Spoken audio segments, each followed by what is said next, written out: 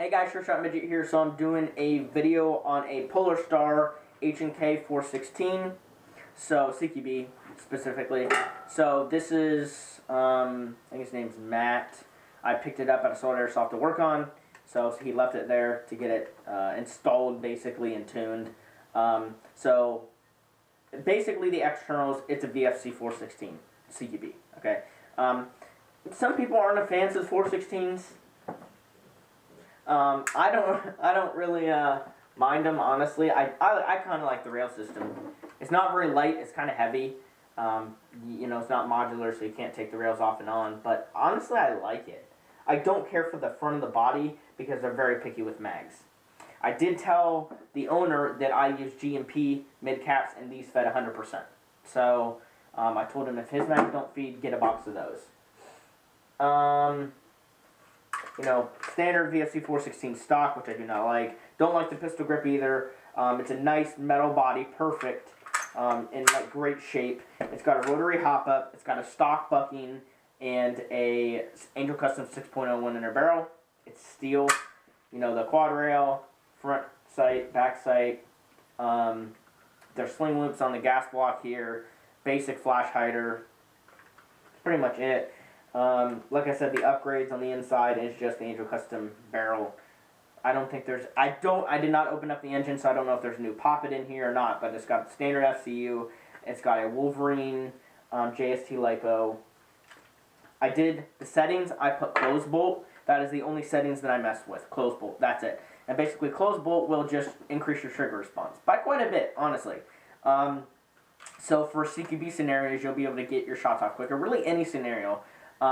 Mainly when you're peeking around a building, a wall, whether it's outdoor or indoor, you can peek and get shots off much quicker because basically as soon as you pull your trigger, the BB is literally leaving your barrel, so you can, you know, do snapshots, you know, or speed peeking or whatever you want to freaking call it. You can just, you know, get a few shots off and then shoot some more when you go back out there. So lessen your chances of getting hit, but putting more rounds downrange is pretty much the gist. Everything seems solid, no body wobble, no stock wobble. I will say this buffer was a huge pain to get on because the VFC screw is literally this long, okay? So it has to go all the way down the buffer tube, and you have to find it with a flashlight and a screwdriver, and it took forever to get that on there because I didn't have the perfect, my screwdriver was long enough to get to the screw, but it was blocking the light. So I couldn't see. So that was quite annoying. Even the owner said it was hard to get off. So in general, they're just annoying. It's got a long hose, as you can see. I don't particularly like that. He did, or someone modified the bottom here to get the hose through it. So I'm honestly not sure if he bought the engine and then just modified this, or if he bought it torn apart. I have no idea, or the person shipped it torn apart and he didn't know how to put it back together. I honestly have no idea. I didn't charge him a whole lot. I'm going to ship it to him because he wants to play this weekend, and I'm going to take a break this weekend, so I think I'm just going to stay home and not go to the field. So he wants it shipped. He said he's not going to be able to go there very often, so this weekend he planned on going, so I want him to be able to play with it, but, you know, it's gas money going down there. It's, you know, so he's going to pay for shipping. He's like 3 hours away, so... And, you know, he's, or two and a half, so still not worth it for him or me to drive to meet, so I'll just ship it to him. So other than that, we'll just shoot it. I have two GMP mags with .25s. These are Matrix .25s. I recommended him to use 2.5s all the time, no 2s. I just recommend 2.5s. For indoor, I did tell him you could run 3s outdoor. I wouldn't run 3s indoor because you're just that's gonna hurt people. And you don't need to use a heavy BB indoors anyways, because generally you're shooting under, most of the time under 50 feet, but you can take some long shots on some fields that are up to 100. But I told him again, 3s outdoor, 2.5s indoor, good to go. Chrono-wise, I have the regulator set at, let me turn it on, a little above 80, so like between 80 and 85 psi, and it shoots what was it, 350 with a .2. So I told him to run at about 90, and he should get about 370 with a .2. If I'm not mistaken, it should be about that. The limit is 1.5 joules with a 3 or 380 FPS with a .2. So he should be below that. He put a note in the box to, let him know what PSI to run. I told him, if you want to do outdoor, 100 PSI, you'll get like 400 with the 2, and use the 3, and people are going to feel that. And then I said for indoor, 2.5s, and then roughly 85 PSI, 85 to 90. So yeah, let's go ahead and shoot it. It's on the little, like I said, the lower end of the PSI scale, but honestly, you don't need to shoot hard. My boy James, he ran his Polar Star at like 60 PSI and shot 250 FPS. So this guy could do that if he wanted to.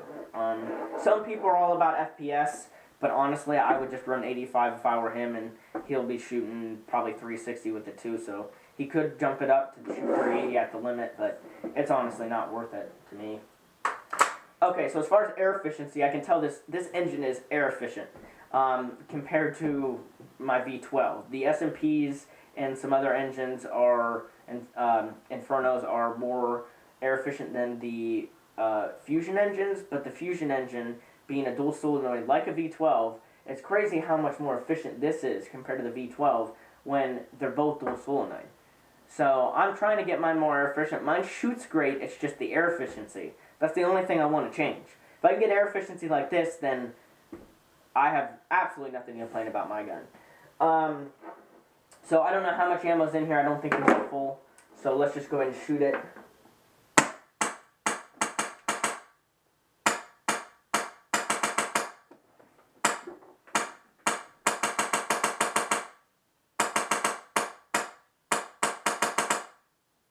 Kind of hop up a little bit. It is a stock bucking, so if he ever wants to upgrade that, he did upgrade the barrel, so I think he did that. So if he wants to upgrade the bucking, he should be able to do that.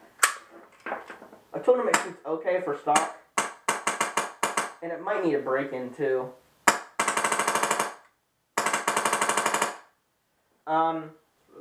So you can shoot really fast with these, and the one thing that I like about the Fusion engines is that the micro switch is actually a click. So when you fire it, it actually clicks. Not like audibly with here, I'll take the hose out. Can you hear that? You can hear the solenoid firing, but there's also a slight click. You won't be able to hear it. There's a slight click with the trigger, the micro switch. So I like that. Compared to the V12, the V12 really doesn't have that. You can maybe hear a slight click, but it's like not audible unless you put your ear up to the gun. So I like the trigger much better on this. So, and you can use standard triggers with this if I'm not mistaken.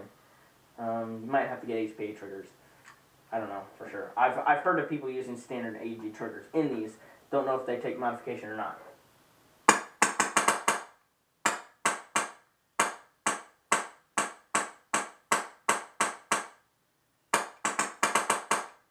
Some of them go a little low. Some of them are like perfect, but I might be running out of air too. Yeah, I'm at 1,000 PSI. Mag's empty. Second one. Also, it's semi-locked because it was semi-locked. The FC was semi-locked when I got it, and I told him it was semi-locked. We only allow semi at the indoor anyway, so he just said leave it like that. So.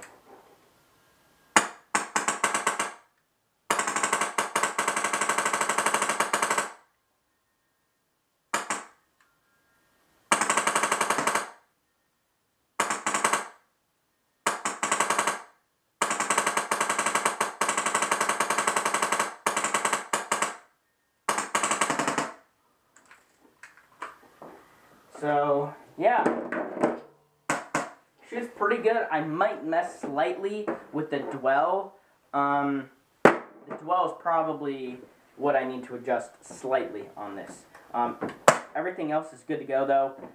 So, yeah, I mean, it's a VFC 416 with a Polar Star Fusion engine. Pretty cool gun, if I do say so myself. So, if you have any questions, let me know. Thank you so much for watching. Yeah, I love it. I wish I could have a Fusion engine myself. So thanks for watching. I'll see you guys later.